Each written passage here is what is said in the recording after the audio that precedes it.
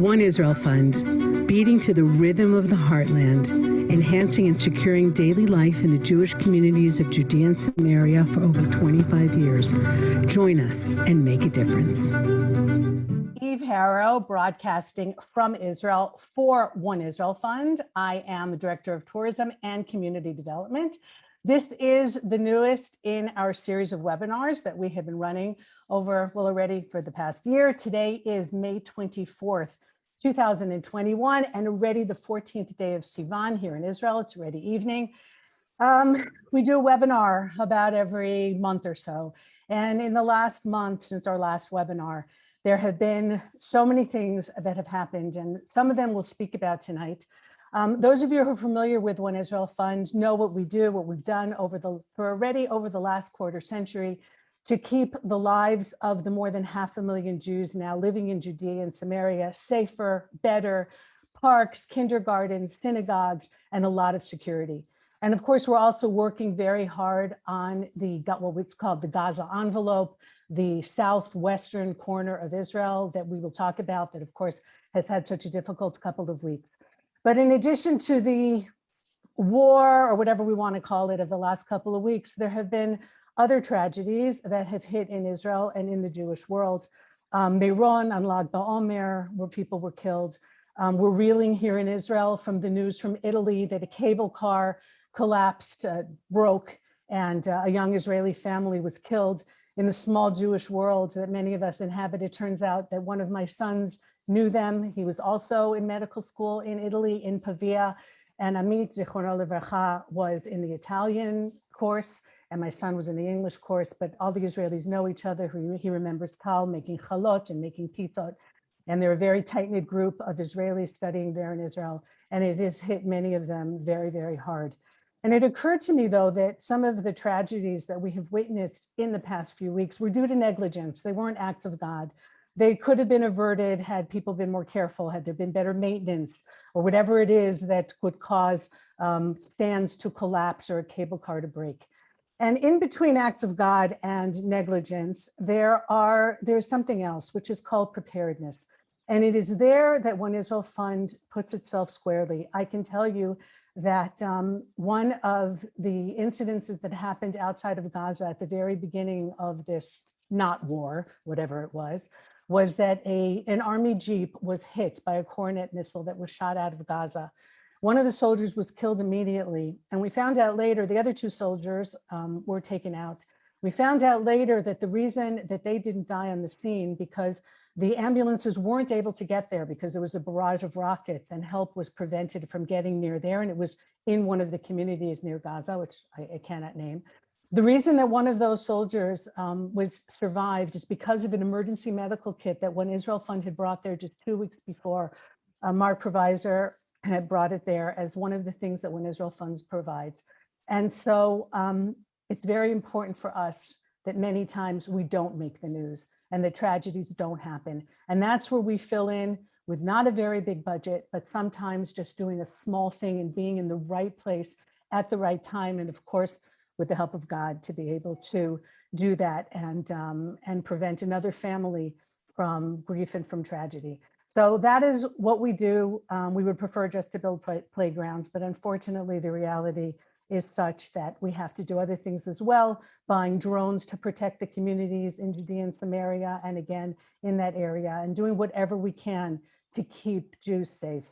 I am really greatly honored to have with me this evening, Naomi, Linder, Kahn. Some of you might have been on a trip that we ran together. Well, it's probably about 3 years ago, from Jerusalem down towards Jericho in the Kfar Adumim, Alei Adumim corridor, speaking about what Naomi does and what her organization Regavim does.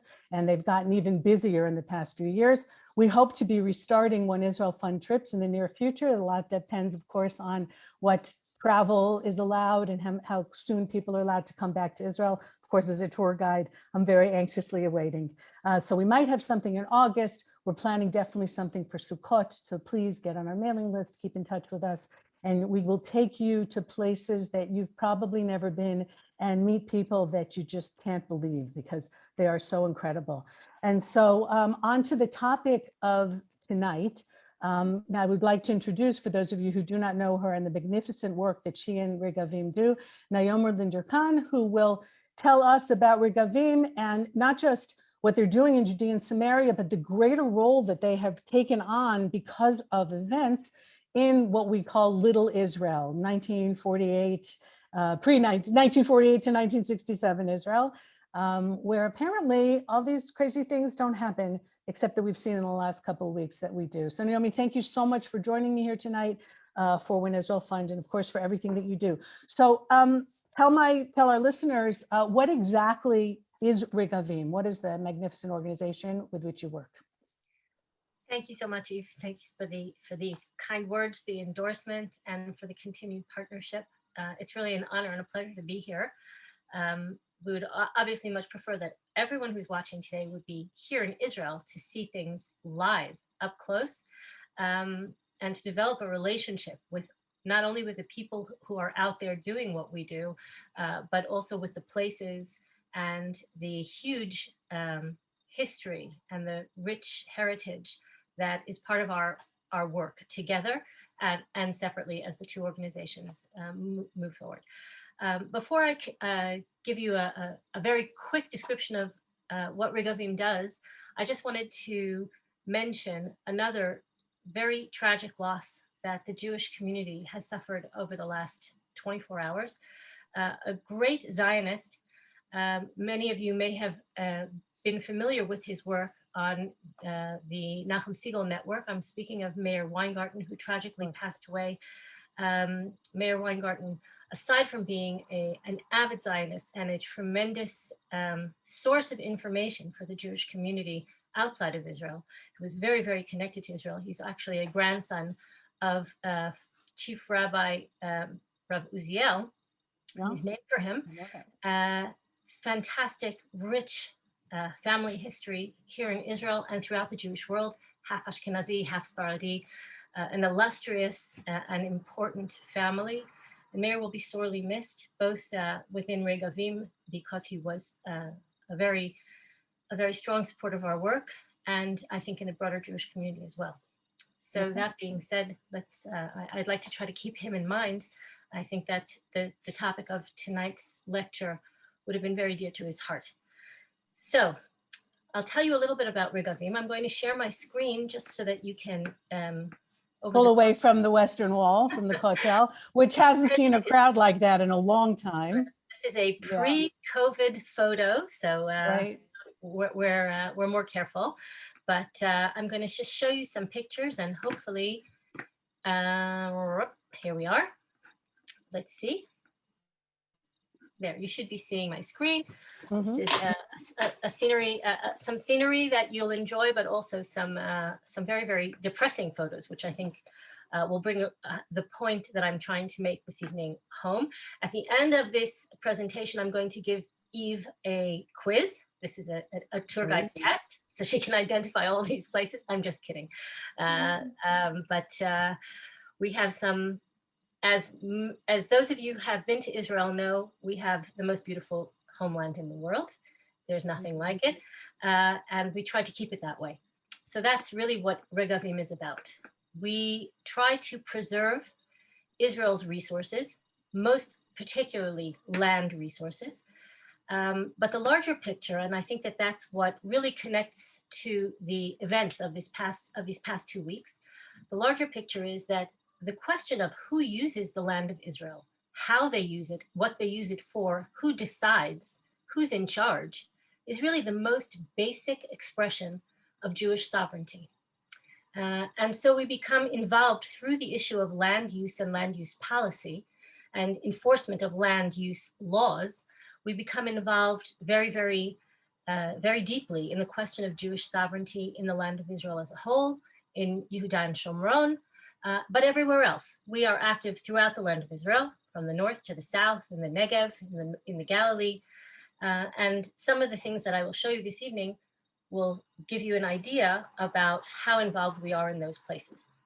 So let me just, to fill in some of our listeners. So a few months ago, maybe even close to a year ago, when sovereignty was on the table, sovereignty of Judea and Samaria, and some of our guests that we had on, Avi Bell and others, were really experts in the legal aspect of it. And one of the points that they made is that, it's not just a matter of the ideological or the biblical connection to the land, but as you're about to show us, it's how the resources are used. If Israel is not sovereign in Judea and Samaria, that means the Western laws and codes upon which Israel rests, water usage, land usage, what you do with archaeological sites, what normal Western countries, the laws they have in place, are not really in place in Judea and Samaria.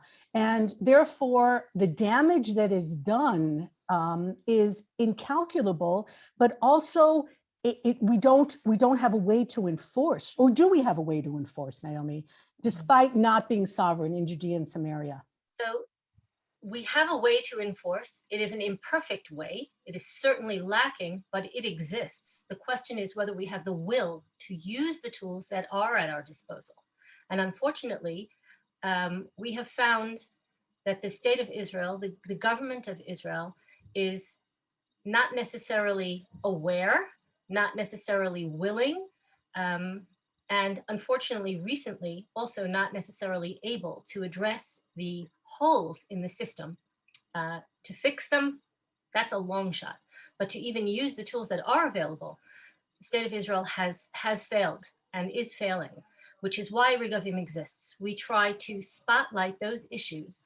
We try to spotlight the places where the holes in the system are allowing, first of all, the undermining of Israeli sovereignty and the destruction, really, of our homeland in a lot of ways. The complete destruction of a lot of Israel's natural resources and natural beauty, the erasure of Jewish history, and the creation of a hostile enemy state within the borders of the land of Israel. And we're going to look at some of those things this evening. Okay. So we are a research-based organization. We start with field work. Everything that we do starts out in the field, literally boots on the ground throughout Israel, going out every day to see what's out there, to document what's happening, who's doing what, and with what permission. And then we take a step back and we look at the changes on the ground to try to discern any sort of larger pattern, some picture, to try to figure out really if there's a guiding hand and what it all means for our present and future in this country. So we do what we do using regular documentation techniques. That means observation, taking pictures, using drones, purchasing GIS, meaning satellite images of the entire country to compare them so that we can see what changes are happening on the ground. And then we analyze that whole picture. We take the whole thing back, we see what the changes are. And once we do, we try to figure out whether this is something that needs to be addressed, how to address it, and to what end. So let me go back again, and I'll just give you I want to explain how all of this has come to a head really in recent weeks. Many of you have been following the news, I assume with as much concern as we do. There has been an explosion really within Little Israel, as we call it, that goes along with the explosion of the rockets. There has been tremendous civil unrest, plain and simple, pogroms in the land of Israel, Arab rioting that has targeted Jews and Jewish communities in mixed cities in particular, but not only. This is something that Regavim has essentially been predicting and trying to prevent for years. And how do we do that? Because we believe that when you fail to enforce the law in something as basic as the question of land use, what you do is create an environment of lawlessness. When you have prejudicial law enforcement, meaning you refuse to enforce the law against the Arab communities within Israel and in Judea and Samaria for political reasons, you end up creating an ex-territoria within your own country. You end up creating the Wild West. You end up with places where the law just doesn't exist in the state of Israel today. And the Israeli government's policy over at least a decade has created the things that have been exploding in the headlines over the past 2 weeks. So this, for example, was the pogrom in Lod. The Jewish community of Lod was targeted. People were attacked. One was killed. People were dragged from their homes. People were assaulted in the streets. Synagogues were burnt down. Jewish schools and religious institutions of other kind were, as you can see, ransacked. And this was clearly a religious war. This was targeting Jews because they were Jews, and particularly religious Jews, but not only. Mm-hmm. We saw what was happening in the street, and Regavim could not stand on the sidelines. We got together with My Israel, Sarah Ha'etzni Cohen, and the members of the Jewish community of Lod, and we created a situation room.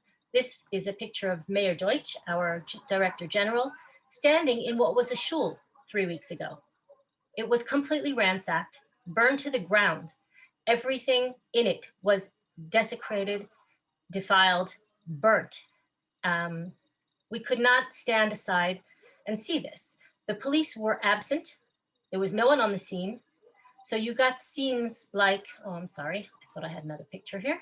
So we had Lod in flames, hundreds of cars and businesses and homes of Jews that were completely destroyed, and people who were calling in to the police saying, there are rioters at my door, pounding on my door with metal bars. Someone come and protect us. And they got no answer, to the point where police were possibly returning their calls 24 hours later. This doesn't help when you have a rioting mob outside of your door.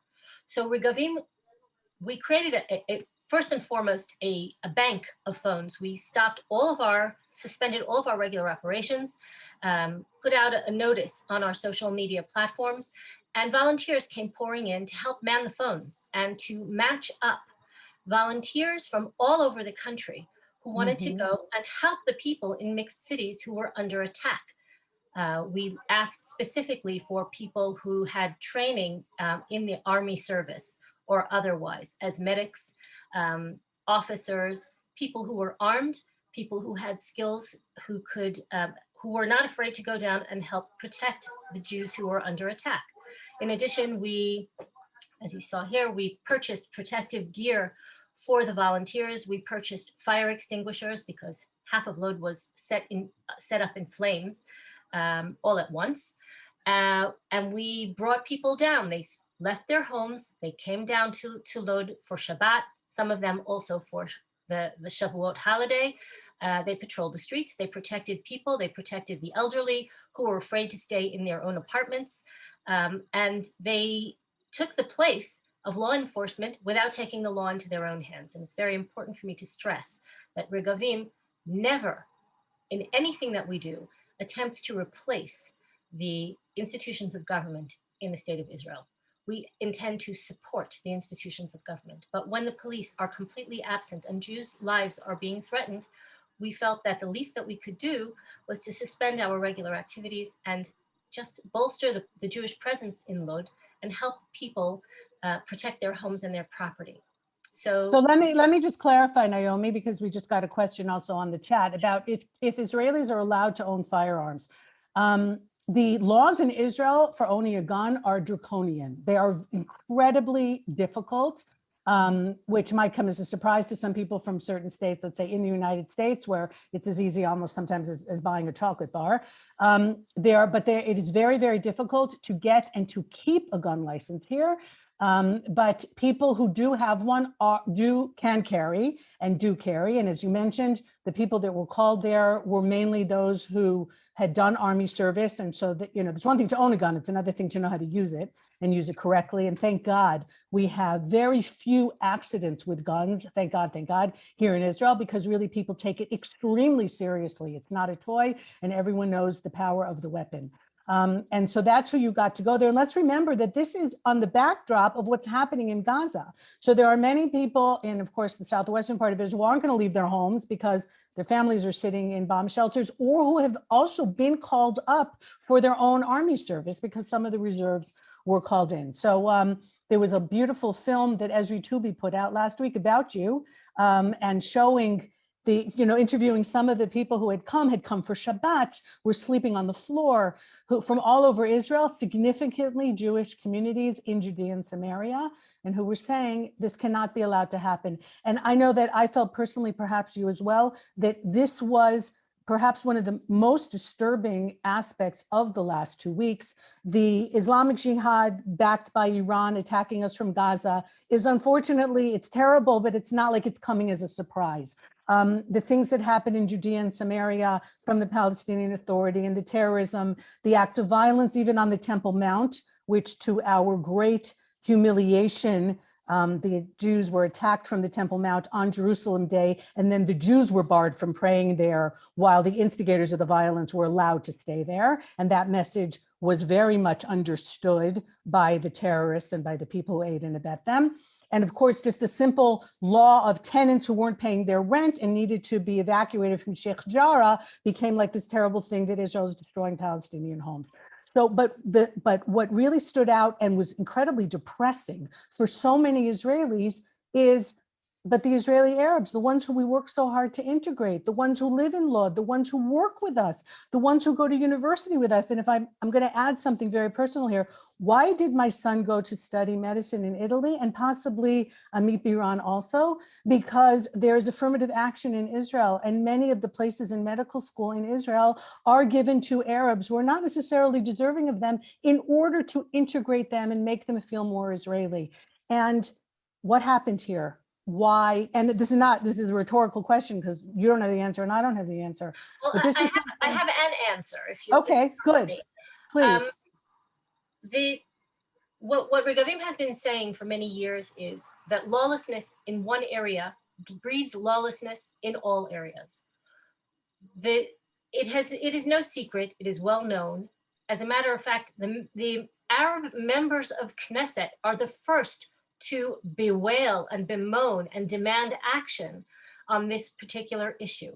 It is no secret that there is a massive number of illegal firearms in the Arab communities within Israel.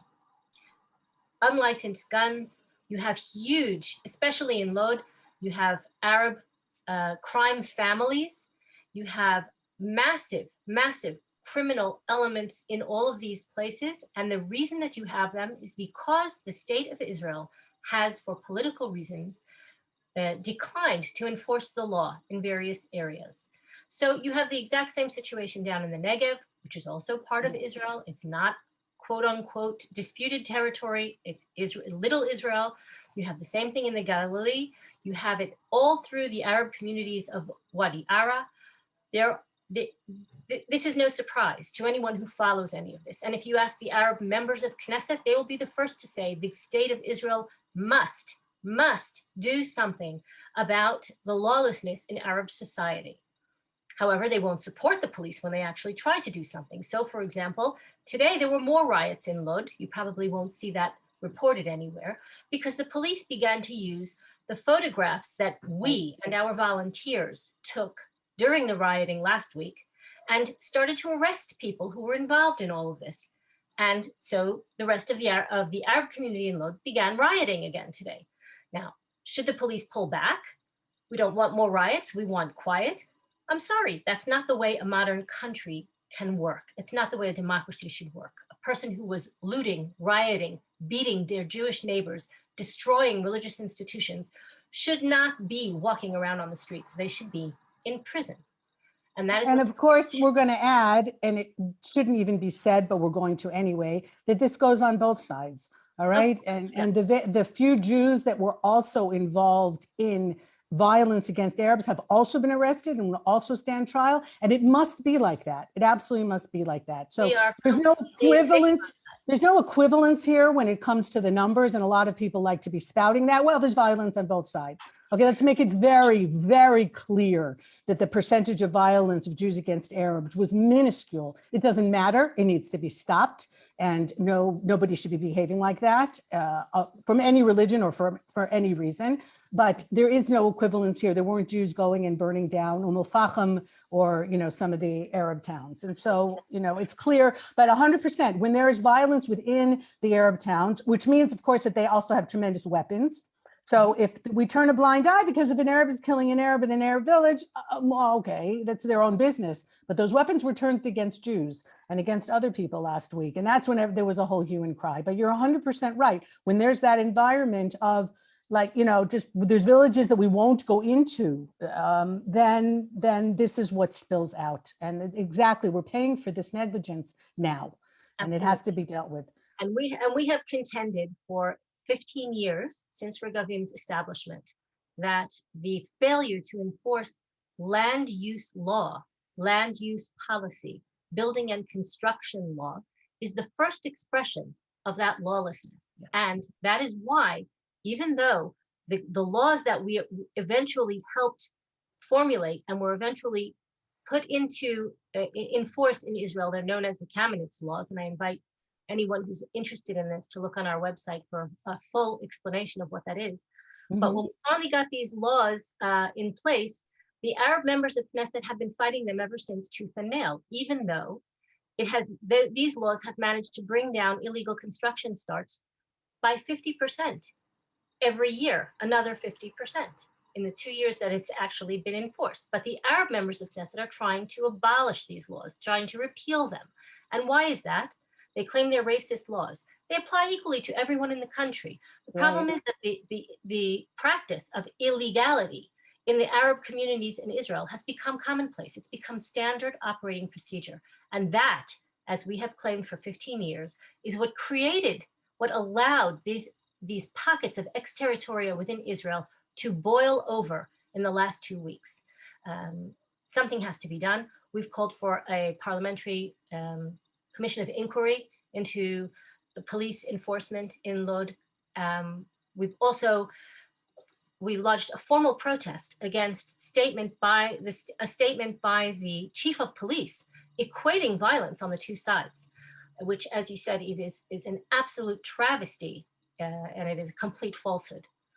We went to the area just outside Lod where they towed all of the burnt out cars over the past 2 weeks, and we checked. There's not one single vehicle owned by an Arab in that pound. All of the property that was damaged, all of it belongs to Jews and only Jews.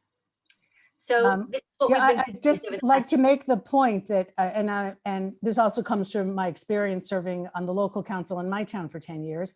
There are very many things that are dealt with by the local authorities. And I remember years ago being up in the Galilee, and we were on a tour bus, and somebody said something about the fact that in the Arab villages in the Galilee, they don't have bomb shelters. And of course, the impression that they were trying to leave is that Israel doesn't care about its Arab citizens and therefore doesn't build them bomb shelters. We actually heard that again from, there were two Arabs, a father and daughter, who were killed in one of the rockets from Gaza. They were killed by other Muslims.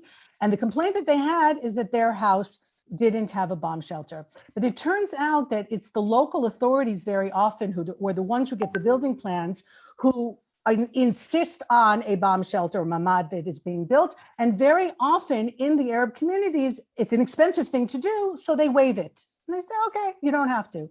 So, but the impression that's left is that Israel really doesn't care about the Arabs, but there is, within their own society, there's this idea of, you don't need it. But then, of course, when they do need it, then Israel is blamed. And this is just one example of many that, of course, when the news reports it, and I have to add here, and this relates to one of the questions, a very nice question that came up on our chat, is the Israeli news itself is very much to blame for the impressions that people get.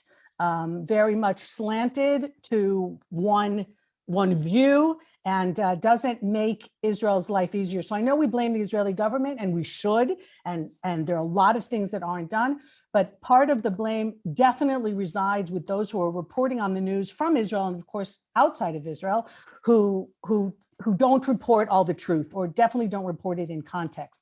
And that's something that really, those of you who are listening need to make sure that you are getting your news from reputable places.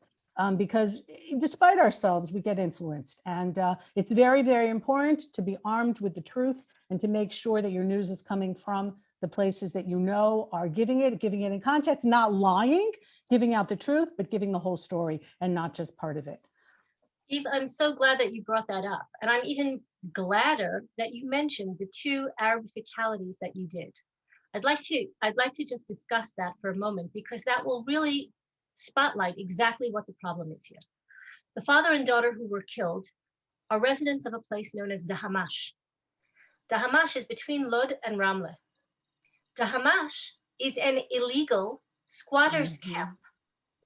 And that is why it has no bomb shelters, because those people shouldn't be living there. Regavim went to the courts years ago, to have the residents of Dahamash removed. They were squatting on land that is slated for a railroad to connect outlying peripheral communities to the center of the country. But the country cannot develop its own infrastructure because these people are sitting, squatting, building illegally, without permits, without planning, and therefore without proper electricity lines, without proper running water, without proper sewage, and tragically, without bomb shelters. These people's lives were taken because of the lawlessness and the failure of the state of Israel to enforce the law. It's not that they did them any big favor by not evacuating them from their illegal squatters camp. And this is what we have contended for years. The law is there to protect you. The law is there to protect individuals, and it's there to protect the future of this country as a whole. If we want sustainable growth, if we want logical planning, if we want to be able to grow, develop, and have some place for our children and grandchildren to live as a decent standard of living with clean water and clean air, we cannot allow people simply to build wherever they want and then demand from the state to supply them with all the services that they've come to expect from a modern democratic society. It doesn't work that way. The exact same thing is happening in the Negev, where some 70% of Israel's available land reserves are in the Negev. There's almost nowhere else for us to grow, to build, to develop. But we can't do that because people are squatting illegally all over the Negev, and then demanding that the state of Israel provide them with services to each of these far-flung and completely illogical and unplanned squatters' communities.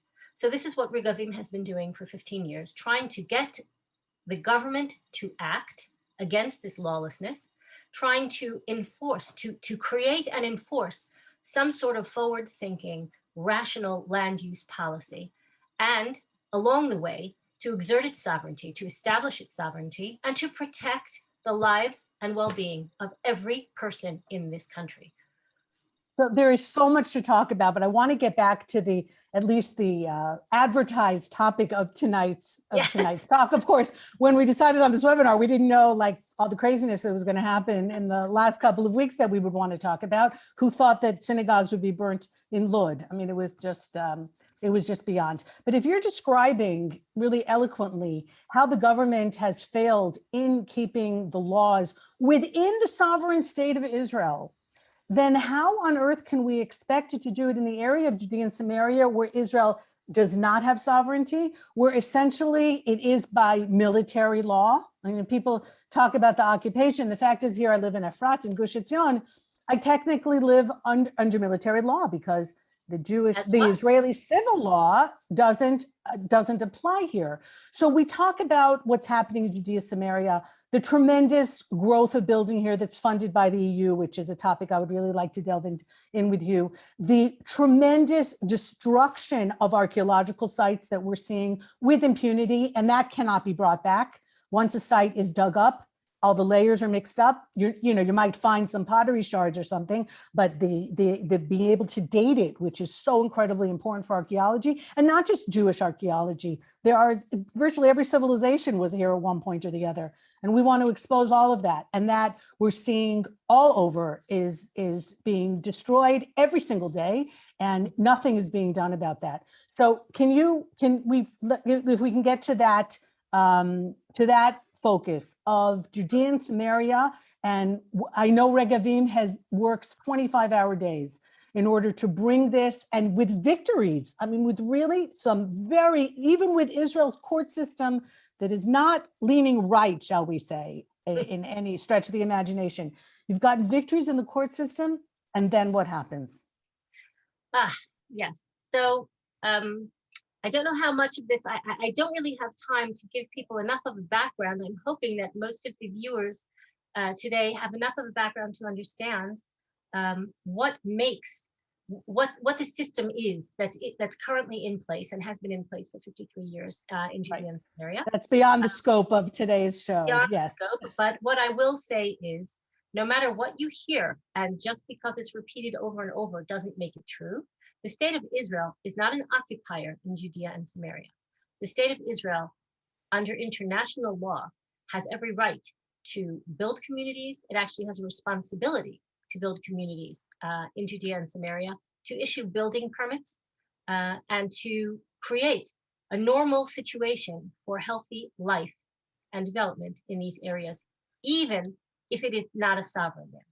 And the problem is that the state of Israel has failed to do so, has failed to use the tools that are available to it under international law and under the Oslo Accords, which is now international law, being that an international treaty that is signed and has never been has never been replaced by something else, is the law. So the Oslo Accords are essentially the law of the land right now, and the state of Israel is failing to enforce those laws. It is behaving towards the Jewish communities of this entire region as if the Oslo Accords are the letter of the law, and it is behaving as if towards the non-Jewish communities as if the Oslo Accords are no longer in force. You can't play a one-sided game. So I'm just going to skip through all of this, and I'm going to look quickly with everyone at this map. This is the map that was created by the Oslo Accords. The different colors here illustrate who's in charge where. So as you can see, the red and dark maroon areas are under full Palestinian Authority civilian control. That means that the people who live there don't ever have to come into contact with the state of Israel or Israeli authorities, and the Palestinian Authority is in charge of everything there and has full responsibility for the lives, education, health, welfare of the people living there. The yellow area is Area C, some 60% of Judea and Samaria, and that is where Israel has full jurisdiction. And this is what the map should look like. Since the Oslo Accords, this is what the map should look like. Unfortunately, this is what the map really looks like. Those purple dots are all what we have found when we go out in the field every day. Those are all illegal Palestinian Authority outposts in the areas under full Israeli jurisdiction. Now you'll note that they aren't haphazard. You'll note that they're all concentrated in a very, very strategic sort of layout. There are none of them over here. There are none of them over here. There are none of them over here. There are also none of them over here. And there are none of them in the red areas. They're here for a reason. They're here because the Palestinian Authority put them there. Now, how did they put them there? When did they put them there? Who's helping them put them there, and to what end is what I want to try to discuss very, very quickly this evening. This is the cover of the Fayyad plan. The Fayyad plan, the man that you see on the right-hand side of the screen, is Salam Fayyad. He was the Prime Minister of the Palestinian Authority. And in 2009, only 4 years after Israel ceded the last inch of territory that it was required to do under the Oslo Accords, 4 years later, Salam Fayyad, Prime Minister of the Palestinian Authority, announced that the Oslo Accords were finished and would not help them achieve the state they wanted to achieve. And therefore, they were going to change direction altogether and begin de facto building the Palestinian state, specifically in Area C. Because areas A and B were already under full Palestinian jurisdiction, they were going to focus all of their efforts on Area C, which is exactly what we saw that they are, the purple dots. They are doing with these purple dots. So in 2009, they made this announcement. Almost immediately, they received the support of a very, very important partner who has partnered with them ever since, and that is the European Union. So here, for example, is in 2010, only a year later, in announcing its national development plan for the following 3-year cycle, the European Union and the Palestinian Authority are now actively participating in the planning and zoning of Area C, which will pave the way for development and more authority of the Palestinian Authority over Area C. And from that time onward, the European Union has never hidden the fact that it is helping the Palestinian Authority. They call it prepare for statehood. We call it creating a de facto state in Area C. Now, it must be noted that this is against internationally signed agreements. Absolutely. This isn't just like a group, kind of an NGO helping some people to put in better running water and paved sidewalks. The European Union is a signatory and a witness to the Oslo Accords. It's not as if they don't know what's in there, and it's not as if they have any question about what their role is supposed to be. If the European Union were really interested in helping the Palestinian Authority prepare for statehood, it would insist on A, controlling the curriculum and stopping the education to hate, B, creating infrastructure and developing the areas already under Palestinian Authority control, areas A and B, C, returning to the negotiating table and giving them incentives to do so rather than giving them incentives not to do so.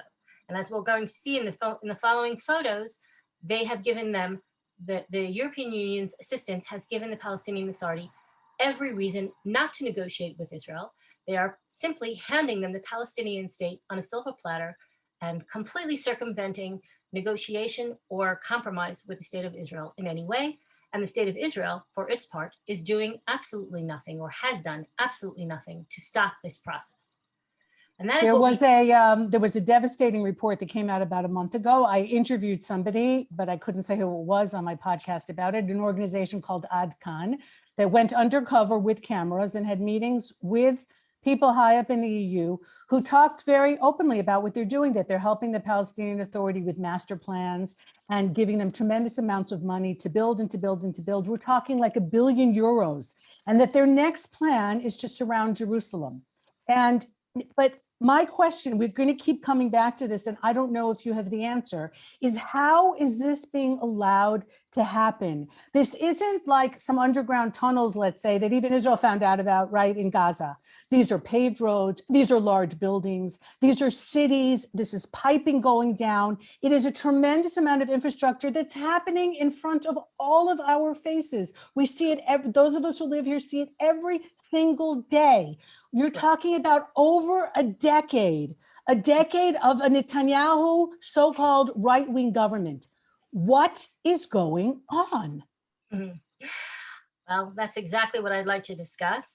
First, I fast forwarded to this map because several years ago, we at Regavim mapped out the places, among these illegal outposts, we mapped out the places where there is clear, declared European Union intervention. And I'm not talking about intervention on, they come to visit once in a while. I'm talking about, for example, this sort of thing where over 80% of the structures in each of these outposts bear the EU symbol.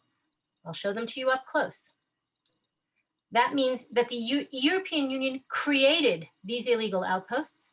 They wouldn't be there without the European Union making them and placing them there. And we mapped out where some of the most egregious examples are. And you can see they're not about to start circling Jerusalem. They've been at it for over a decade. All of these illegal outposts, these green dots, are choking Jerusalem and cutting off Jerusalem, both from its eastern border, from the Dead Sea, and cutting, this is literally bisects the country, both north, south, and east, west. Mm-hmm. And they have a huge concentration here. So when you travel from Jerusalem towards Ma'ale Adumim, you see dozens of these outposts. And some of those are the ones that I'll show you close-up pictures of today. Some of them are some of the most famous cases that you'll read about in the newspaper, and something that you referenced also, Eve. The most famous, the flagship, the one that we took to court 13 years ago, is called Khan al-Ahmar, where we had 6 separate rounds of Supreme Court victories. The Supreme Court agreed with our proof that that the outpost is illegal. The people who are living there should not be there, and they should be removed. Here's what you see here is Ma'ale Adumim, and what you see here are all these outposts choking it. Mm-hmm. An old picture. there's some video footage here. We took some drone photos so that you could get a better perspective of how much of this there is. This is actually also going back a few years. Things are much more developed already by now. There's already real buildings and apartment buildings that we see, especially around Jerusalem. There are wind turbines now. They're full of solar panels. It's much more established now, but this is what we submitted to the court to give the court an idea of what it is that we're talking about. So they're all over. This is all along Route 1, the main highway that connects Jerusalem to the Dead Sea. Sorry, going back again. This is along Route 60, where you see the same thing, Route 60 being the main ancient highway that serves all of the communities of Judea and Samaria. Look at how close to the road they are. Again, as you said, Eve, this is not some small thing that happens in the dead of night and nobody notices, and then you wake up in the morning and there it is. This has been going on for years. Now, someone had submitted a question before we began today to ask who's doing who's doing this? Who are the ones who are taking over? And that is something that I can show you very, very clearly. It is incredibly sad. It is incredibly cynical. And I just want to stress before I show any other photos, we at Regavim, and I don't think anyone, no person who lives in Judea and Samaria or Israel as a whole has anything against the people who are living here. That is not the issue. We don't consider them our enemies. We consider them unfortunate pawns in a very much larger political game. I'm going to actually take an issue with that because I know some of what goes on in these places. There's a lot of drug smuggling. There's a lot of weapon smuggling. There's a lot of things there that, let's just say, don't add to the fabric of society. So some of them, they're not just innocent shepherds who were paid to squat. Down in the Negev, those problems are to a magnitude much, much greater. And those are Arab Bedouin citizens of Israel. So that's a subject for another day. But yeah, illegal quarrying is scarring the countryside. That's another whole issue that we deal with. But there are several tactics that the Palestinian Authority uses. And it uses these people, Bedouin, for two very, very simple reasons. And the reason they use them and the way that they use them is extremely simple and extremely brilliant. And Salam Fayyad announced this in 2009. What he said was, the Bedouin are the foot soldiers for Palestinian independence. And what you see here is the main tool for territorial takeover in the E1 area. It looks very, very innocent. What it is a water tanker. Water. Because Bedouin move from place to place with the seasons for one reason and one reason only, and that is for water sources. When the water runs out at the end of a season, they move someplace further south or further north or further east or further west in search of water sources. And they have their traditional route, which takes them along water sources. So what the Palestinian Authority did all through Judea and Samaria is they placed water tankers at strategic spots that they had already mapped out for takeover. They put a water tanker there and went away. That's all they had to do. The Bedouin collected around this water tanker. And once a week, the Palestinian Authority came and switched the water tanker, an empty one, for a full one. And the Bedouin stayed. And more Bedouin collected around these spots. And hey presto, in a month, you have a new community, an ancient historic village. They give it a name. They give it a whole narrative. And it's a fact on the ground. So that's how the Bedouin are used as the foot soldiers for Palestinian independence. But Naomi, I'm going to play devil's advocate here for a second. It's a question that was sent to me a few days ago. Somebody's saying, well, what's the difference between the hilltop youth, right? You have certain places in Judea and Samaria where you have mainly young kids who sit and squat on a mountaintop in some tents and get, unfortunately, a very bad name. Most of them are really just kids who need some guidance. Some of them need more than just guidance. They need a social worker or sometimes even a stint in jail. But in the main, the question was, so what's the difference? I mean, you got it on the Israeli side and you got it on the Palestinian side. It's a big land grab. I'm hoping that I'm not going to make you dizzy because I'm going to flip all the way through to one of the last slides that I brought to show you today, just to show you graphically what the difference is. And here's the difference. when you start out with a Bedouin outpost, you end up with this. Hilltop youth don't build this. They don't build this. They don't build this. They don't build this. And I'm going to come back to all these pictures because when I show you where they are, you will be shocked. Sorry, that's a bad picture of me. This is Khan al-Ahmar, by the way, 2 years ago. Today, it is almost tripled in size.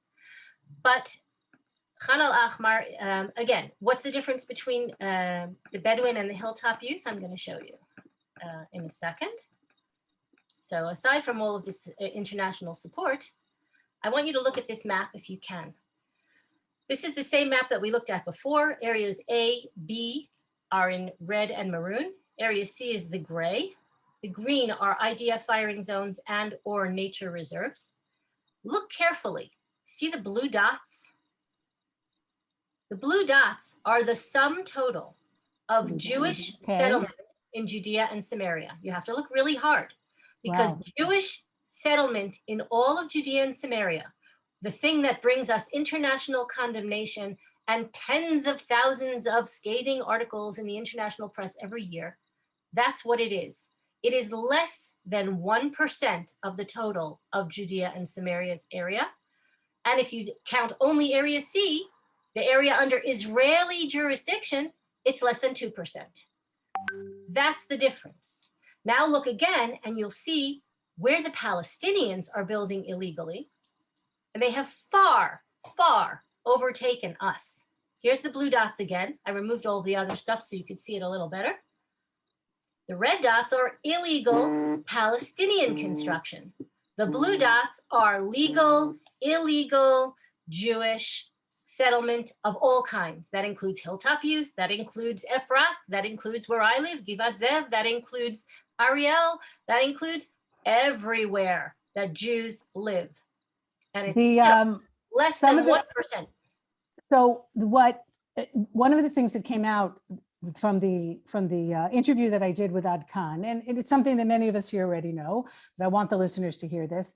The organization that it's in charge of Judea and Samaria is called the Civil Administration. They're the ones who are in charge of all the planning and every house that gets built and every balcony that gets closed in. The Civil Administration was actually set up after 1967 to protect the Arab rights in Judea and Samaria and not the Jews.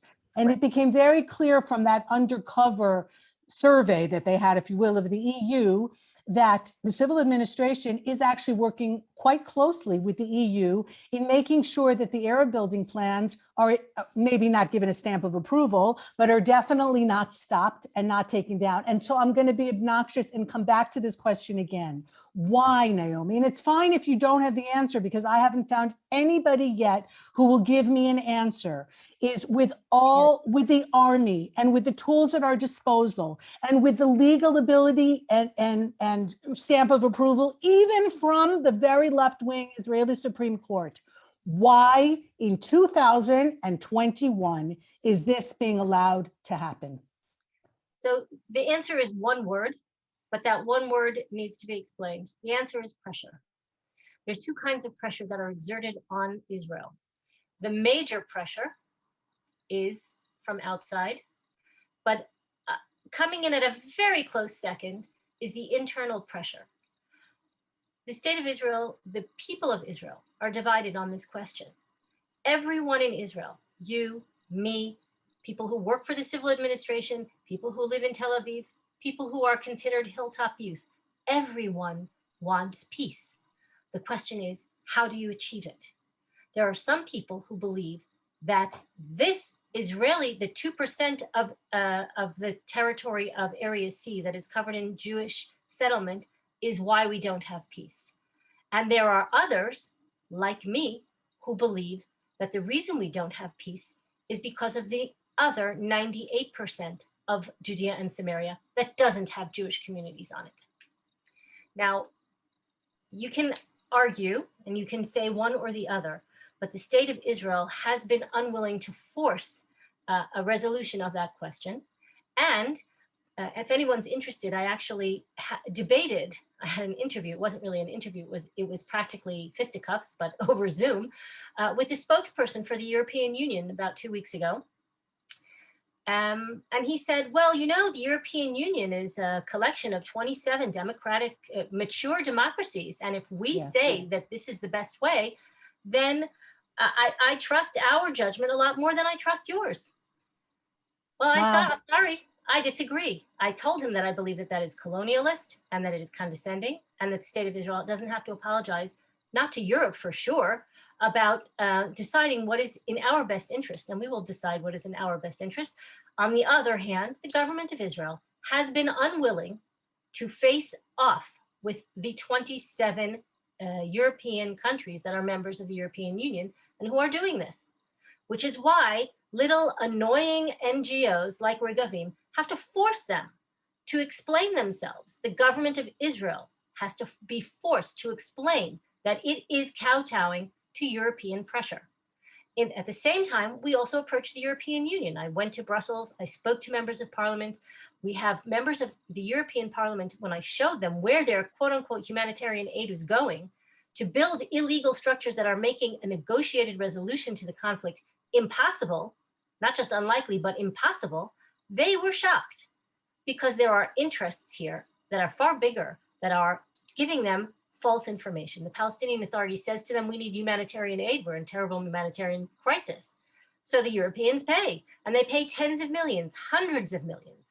And where does that money go? Here's another map. We had a close look. We had a close look at where the money is going, where things are being developed and where they aren't. Areas A and B that are under full Palestinian Authority jurisdiction, where they don't need any Israeli permission to build, to develop, to make life more livable for their own citizens, are empty. Over 70% of available land reserves in areas A and B are empty. But all of the money that the Europeans give to the Palestinian Authority is poured into illegal projects, specifically in areas under Israeli jurisdiction, because the Palestinian Authority is doing exactly what they said they were going to do. And that is using every possible resource at their disposal to create the Palestinian state in Area C. The state of Israel has to stand up like an adult democracy and take responsibility. And what we try to do is force them to do that. And perhaps we'll have some kind of government within a short amount of time who will actually do that. And doesn't have to stand, as we said, on ideology, can just waive internationally signed agreements and say, we're a law-abiding state, and therefore we're going to follow the letter of the law. And this is illegal, because this is incredibly upsetting. I mean, there aren't even any, I didn't sleep after watching the Undercover. I didn't sleep for like 2 days.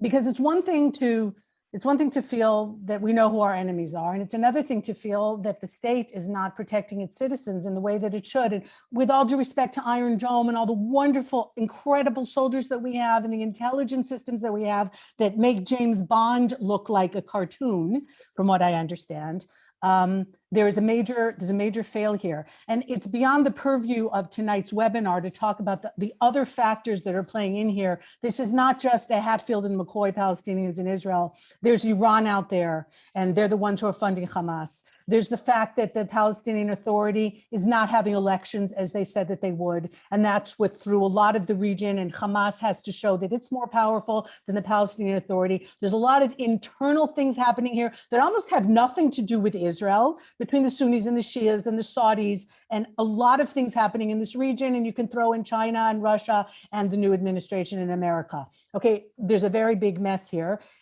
But the easiest thing to do is to attack Israel and to undermine Israel and kind of deflect attention from the much bigger picture that really almost has nothing to do with Israel at all, that has to do with a whole lot of people. And this is really my concern. We're not just talking about a couple of illegal shacks and some water, so fine, they have goats, they have sheep, so give them some shacks. What's the difference?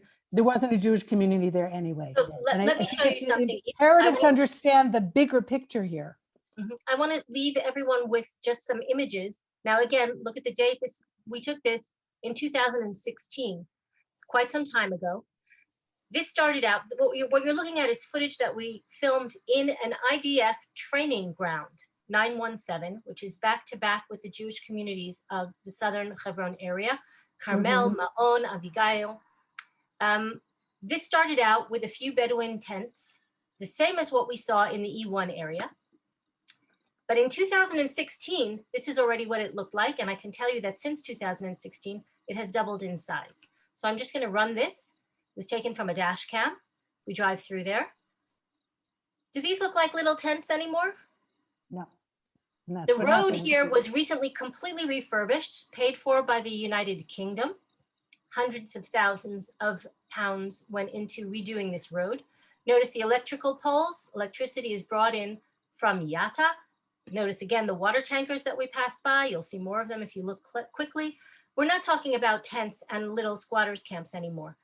This is a massive city built on an IDF training ground, back to back with Jewish communities in an area that connects, that sits on the smuggling routes, which is what you had referenced before, Eve, sits on the smuggling routes that connect the smugglers coming up from Gaza through the Negev into Israel proper. From here, they've connected an extremely hostile Hamas-controlled town called Bani Naim, all the way down. We drove on the smugglers' road. We took a journalist from Yediot Ahronot with a plastic machine gun on his lap, and we drove from here straight down to Dimona. These smuggling routes are used for drugs, for arms, for smuggling human trafficking, women for the entire practice of polygamy, which is a different issue. But look carefully. These are not little shacks. When you don't clear a little shack like Khan al-Ahmar off of the ground where they're squatting, you end up with a massive city controlled by smuggling clans of Bedouin with connections from Gaza through the Negev and all the way up into Israel proper. The state of Israel has fallen asleep on its watch here. And this city is massive. And I mean, we could talk about so many different issues for so long. I want to go to some of the questions that some of the people watching, some of the viewers and listeners have sent in. Some are really excellent, and I'd like to get to a few of them. Some I'll answer, some I'll throw to you. Jay Lewis asking, will all this negatively impact future waves of tourism or immigration? Will people think twice about visiting or moving to Israel if it's considered an unsafe country? And so I'm going to answer as not just as a tour guide, but as an Israeli, someone who's lived here for a long time. You're part of the solution. And that is the answer. It's not so safe to be Jewish anywhere in the world right now. And Israel should be the safest place. And if it's not right now, then what we need is more Jews here. What we need is more dedicated Jews here, more Jews who understand laws and who will vote in a certain way in order to change the direction that the country is going in. When you love something, when you really love something, you get in there and you make it better. Okay, I'm probably not the only one who didn't have perfect children, and sometimes kids need therapy, physical, emotional, whatever it is. You love your child, you get the best help that they possibly can have. Israel needs help. Israel is not a perfect place. We are an incredible place, but we are still in formation. And there are a lot of pressures, as Naomi said, from different countries in the world. And let's say it flat out. There's a lot of anti-Semitism out there. And there are a lot of people in the world, maybe even most, and I'm going to talk about the Western world here, who couldn't care less if Israel was wiped out completely. And the way to answer that, and you don't have to be a believing Jew or in any other way, is to come and make a difference and to change it yourselves. We're not building a perfect country for people to make aliyah to and say, wow, the falafel is amazing and this is all just perfect. All right, you need to come here and do what I did and do what Naomi did and roll up your sleeves and get busy to make it the country that we know we deserve to have. The potential is all there. It's all in the people, but we need you here to make it happen. All right, and I'm saying it really from the bottom of my heart. I'm going to just that is the answer. That is the answer. I encourage all of you to just do a very simple Google search. How many Jews were there in this country in 1948? How many Jews were there in this country in 1967? And how many Jews are do the math. Now? Do the math. And do the math and come make a difference. Every single person makes a difference. More than just one difference. We really punch above our weight here. And I know I speak for myself and for Naomi as well. We've had this conversation off Zoom that we never expected to be doing what we're doing. And you just need to come. And what someone wants to know how they can help Regavim, be in touch with me afterwards. One Israel Fund and Regavim work together, and we're very happy to help you with a donation over to Regavim. A question about Bibi is part of the problem. I'm going to skip that. I think it's pretty clear where we're going with that. News sources, write to me, eve@oneisraelfund.org, and I will give you a list of the news sources. Obviously, the best ones are in Hebrew, but there are some in English that you can trust as well, and that is super important to remember. Okay, that's a few of this. Why the Israeli people are taking this lying down. We're not, and there is outrage, but we're not going to go out and demonstrate against the Israeli government when there's rockets coming in from Gaza and Jews being beaten up in Lud. There's a limit as to, there has to be a certain sensitivity here also to what is happening around us and to the amount of energy that we have. And I'd like to add to that, if I may. Please. Regavim works to support the government, to empower the government, Exactly. to energize the government. The government is us. We are the government. Democracy. Is us. Correct. And it doesn't matter what government is there. We're going to work with them to make it the best government for all of us that we can. So, and that's the only way. So I will not take any questions about politicians or politics for that reason. We will work with whoever is out there. I've put up on the screen now just a snapshot from the homepage of Regavim's website. If you're interested, we now put out a monthly update of what we're up to, what's on the agenda. So you can go onto our website, and at the bottom of the homepage, you'll just put in your email and you can get monthly updates about our activities. Also, our website is a tremendous resource. All of our legal work is there. It's updated on a daily basis, but it also has all of our position papers, all of the maps, all the photos. Absolutely. A lot of the work that you've been doing. There is, Mark Cariff asked an excellent question, that the European Union is divided on this issue. And I think that that's a very important point to make. And during the kerfluffle that we had from Gaza in the last few days, there were countries in Eastern Europe, Austria, if I'm not mistaken, who were flying the Israeli flag, who were very, very clear that they stand with Israel. And I think that is important. There are divisions within the EU that can be worked on as well. It's not a monolithic body. It's got plenty of problems of its own.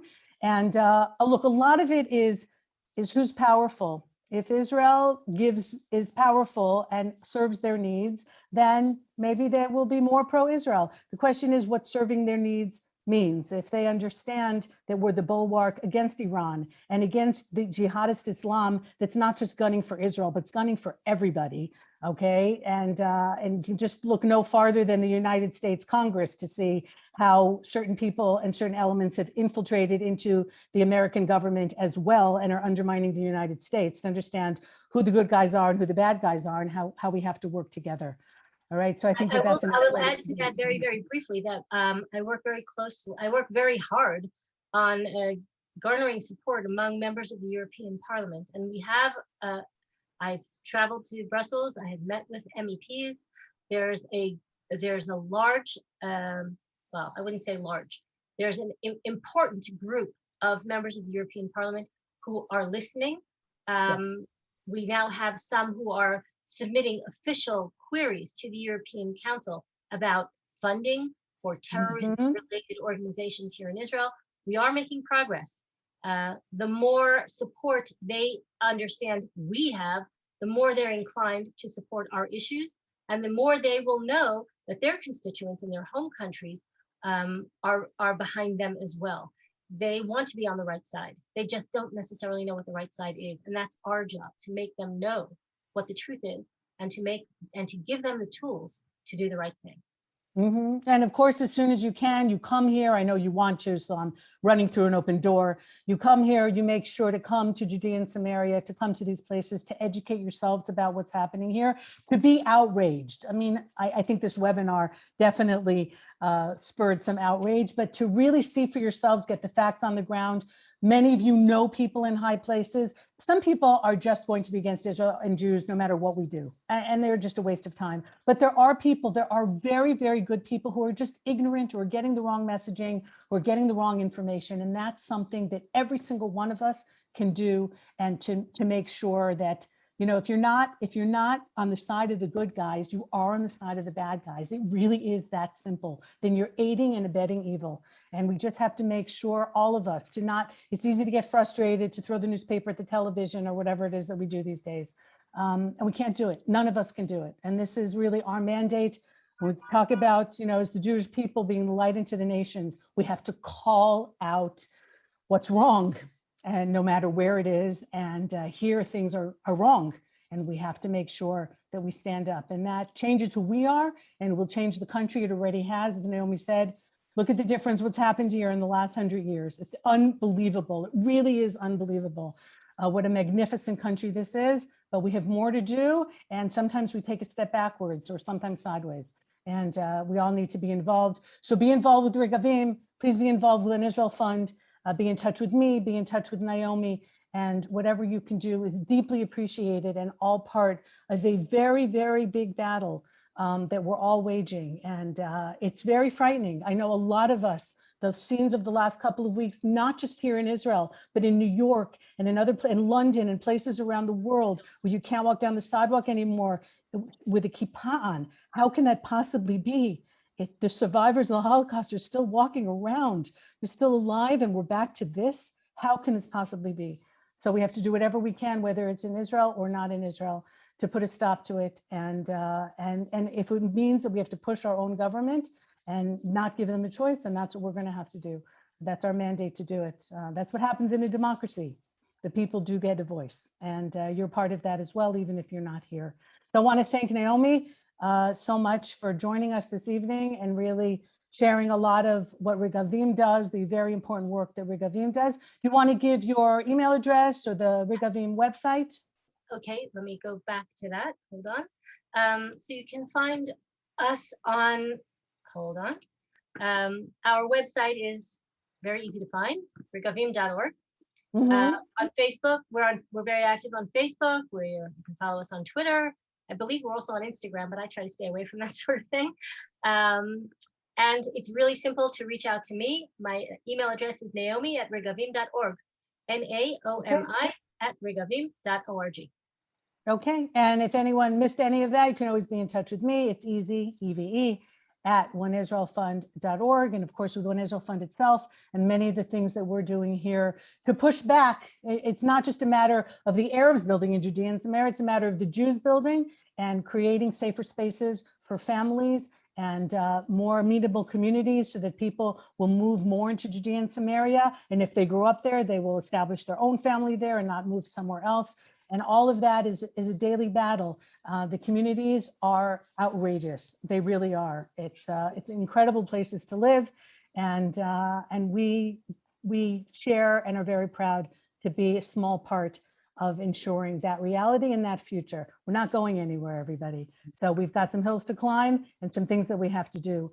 The Jewish people have come home and we're here to stay. And that there should be no doubt about that in anybody's mind.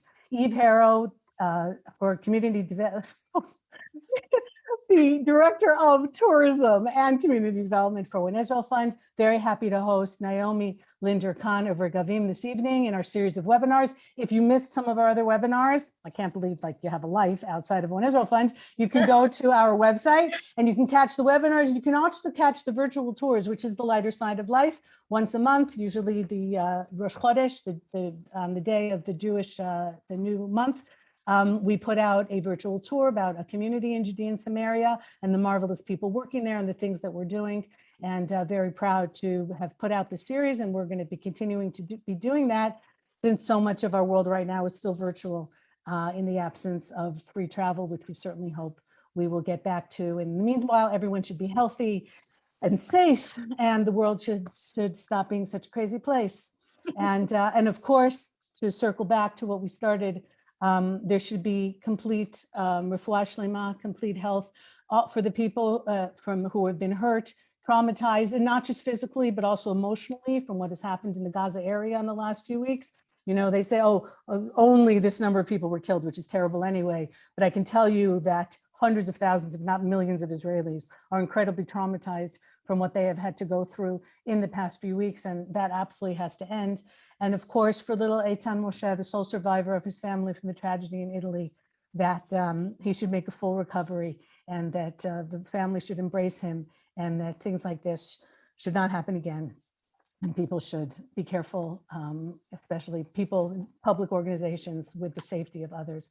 And we're doing what we can here, and everybody should just do that. So thank you, everyone, for joining us. Eve Harow for One Israel Fund. Take care, everybody, and goodbye for now. Thank you. Thanks, Shauna, by the way, for Thank backing you. us up here. Always, Shauna. Bye-bye.